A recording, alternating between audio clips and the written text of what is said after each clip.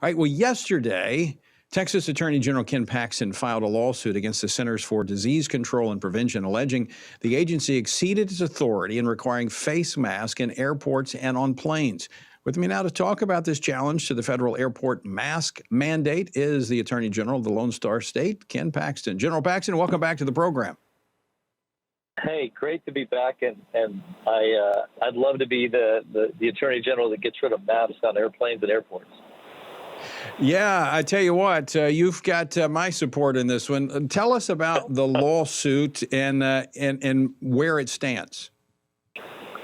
So we literally filed it yesterday with a great organization in Texas called the Texas Public Policy Foundation, and our plaintiff is Congressman Beth Van Dyne, who's a friend of mine and doing a great job in Congress. And the argument is pretty simple, that the CDC, the Center for Disease Control, didn't have the authority to issue these mask mandates for transportation hubs and commercial airlines, that they simply overstepped their bounds. There was no statutory authority from Congress, and certainly there was no authority to say that they were going to potentially impose criminal penalties, which they do. If you listen to them on every flight, they mentioned that you could suffer some type of criminal penalty, which certainly Congress would have had to pass that, not have the administration make it up.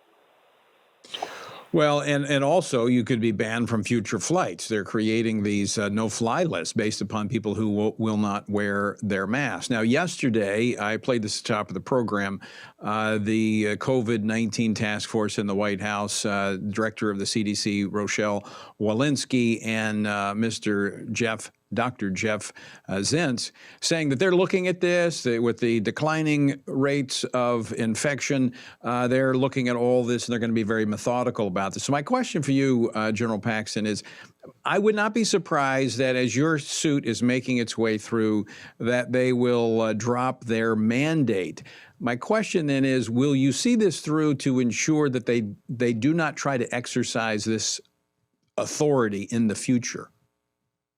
No, absolutely. We are already trying to defend some of our National Guard who are being forced to either get out of the National Guard or take the vaccine. We fought vaccines and mask mandates both in the state of Texas and at the federal level. Of course, we get the OSHA one that we were able to get the first stay. So yes, to me, this is something pretty significant. Not because it's about masks or vaccine, but if the federal government can force you to do things like that without any authority and make choices between your health and your job, then there's really nothing they can't do to you.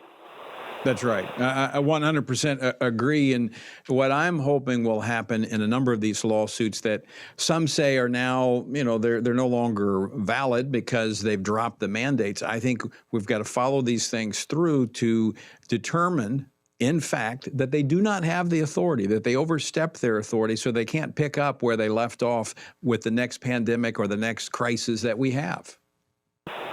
Yeah, I think at the very least, we got to get some type of ruling from a court that creates precedent so that you're right. We're not they drop out of the lawsuit knowing they're going to lose, and yet they leave themselves in place to do this in the future. We can't have that. Right. So, General Paxton, what sort of timeline are we looking at on this particular lawsuit over the mask? Look, I don't know. The preliminary injunction was actually filed by the individual plaintiff and Texas Public Policy Foundation.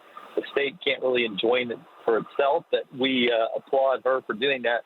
That could be relatively quick, and we may have a very quick resolution, at least to stop people from being forced to wear them on planes. If that doesn't happen, then, of course, as well aware, it depends on the court and when we get our first hearing and argument, and then how long it takes the judge to rule. All right. Attorney General Ken Paxton, always great to talk with you. Thanks so much for joining us this afternoon. Thanks, Tony. Have a great day. You too. All right.